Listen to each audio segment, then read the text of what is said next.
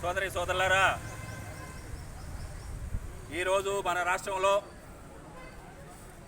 ప్రపంచంలోనే అమరావతి అనేటటువంటిది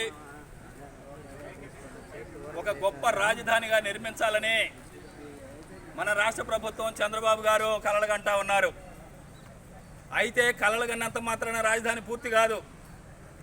ఖచ్చితంగా రాజధాని పూర్తి కావాలి అని అంటే ఆ రాజధానిలో ఖచ్చితంగా రైతులు ఇచ్చినటువంటి భూముల వల్ల మాత్రమే రాజధాని అభివృద్ధి అయింది తప్ప రైతుల భూములు ఇవ్వకుండా రాజధాని అభివృద్ధి జరగదు. కానీ ఈరోజు రైతుల భూములు కేవలం నామకే వాస్తే నష్టపరిహారం ఇచ్చి రైతుల దగ్గర నుంచి ప్రభుత్వం తీసుకోవాలని చూస్తూ ఉంది. ఈ అమరావతి ఔటర్ రింగ్ రోడ్డు మన పల్నాడు జిల్లాలో కోరపాడు, అదేవిధంగా అమరావతి మండలాల్లో 9 గ్రామాల్లో పోతా ఉంది.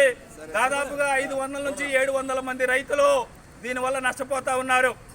అందుకని మేము అడుగుతా ఉన్నాం, 2013 భూసేకరణ చట్టం ప్రకారం నష్టపరిహారం ఈరోజు ఉన్నటువంటి మార్కెట్ రేటు ఏదైతే ఉందో ఆ మార్కెట్ రేటుకి 2.5 రెట్లు ఖచ్చితంగా రైతులకు ఇచ్చినప్పుడే, రైతులకు న్యాయం జరిగినప్పుడే, ఆ నష్టపోయిన వాడికి లాభం జరిగినప్పుడే ఈ రాజధాని ప్రజా రాజధాని అనిపించుకుంటుంది తప్ప కేదు అనుకుంటే రైతులు బాధలతో ముక్కుతూ మూలుగుతూ ఇచ్చేటటువంటి భూములతో ప్రజా రాజధాని తయారు కాదు అనేటటువంటిది కూడా ప్రభుత్వం గమనించాలి. ఈరోజు 2013 చట్టాన్ని పక్కన పెట్టి ఈరోజు మున్సిపల్ మంత్రి కానివ్వండి, సిఆర్డీఏ కానివ్వండి, రైతులని రకరకాలుగా చీల్చి ఈరోజు భూములను కారు చౌకగా కొట్టేయాలని ప్రభుత్వాలు ప్రయత్నం చేస్తున్నాయి. ఈ ప్రయత్నాలని రైతులు ఐక్యంగా ఎదుర్కోవాలని రైతు సంఘంగా మేము విజ్ఞప్తి చేస్తా ఉన్నాం. అదేవిధంగా భారతదేశంలో ఇంతవరకు 240 మీటర్లతోటి ఔటర్ రింగ్ రోడ్డు అనేటటువంటిది ఇంతవరకు ఏర్పడలా. కానీ మన రాజధానిలో ఉన్నటువంటి ఇప్పుడు ప్రభుత్వం 240 మీటర్లకి ఈరోజు ఔటర్ రింగ్ రోడ్డు ఏర్పాటు చేయాలని చూస్తూ ఉంది.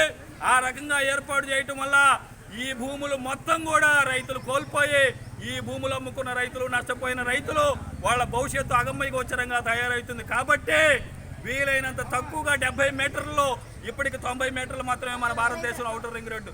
అందుకని 70 మీటర్లకి కుదించి 70 మీటర్ల ఔటర్ రింగ్ రోడ్డుకి కావలసిన భూములు తీసుకొని అది కూడా న్యాయంగా చట్టపరంగా రైతులకు లాభం జరగాలి. ఎందుకనంటే మిత్రులారా, ఈరోజు ఏ ప్రాజెక్ట్ అయినా సరే, అది రోడ్డు అయినా సరే, రైలు అయినా సరే, సాగునీటి ప్రాజెక్ట్ అయినా సరే, ఏ ప్రాజెక్ట్ అయినా సరే భూములు కోల్పోతున్న రైతులు లాభపడాలి. ఆనాటి జవహర్లాల్ నెహ్రూ సాగర్ ప్రాజెక్టు సందర్భంగా ఎవరైతే నిర్వాసితులు ఉన్నారో, నష్టపోతా ఉన్నారో వాళ్ళకి న్యాయం జరిగినప్పుడే ఆ ప్రాజెక్టు కూడా నిజమైన అర్థం అని చెప్పినటువంటి పరిస్థితి. అందుకని ఈరోజు ప్రభుత్వాలు రైతులను మభ్యపుచ్చి కారుచక్కుగా భూములు కొట్టేసేటటువంటి పద్ధతులు వెనక్కి తీసుకొని ఖచ్చితంగా భూసేకరణ చట్టం, అదేవిధంగా మార్కెట్ రేటుకు 2.5 రెట్లు పరిహారం ఇచ్చి రైతులను ఆదుకోవాలి. లేదనుకుంటే రైతుల భవిష్యత్తు ఇబ్బందుల్లో పడేటటువంటి అవకాశం ఉంది. కాబట్టి ఈ ప్రభుత్వం రైతు ప్రభుత్వాన్ని గొప్పలు చెప్పుకుంటా ఉంది. అన్నదాత సుఖీభవ అని వరాలు చెబుతా ఉంది. మరి అన్నదాత సుఖీభవ అన్నప్పుడు అన్నదాతల్ని సుఖంగా ఉంచేదానికోసం ప్రభుత్వం మార్కెట్ రేటుకు 2.5 రెట్లు ఇవ్వాలి అనేటటువంటిది అడుగుతా ఉన్నాము. ఆ రకంగా ఇవ్వకపోతే రాజధానిలో ఉన్నటువంటి ఈ ఔటర్ రింగ్ రోడ్లో నష్టపోతున్న రైతులు మొత్తం కూడా ఐక్యంగా పోరాటానికి సిద్ధమవుతారని ప్రభుత్వానికి మరొకసారి తెలియజేస్తా ఉన్నాం. వర్ధిల్లాలి.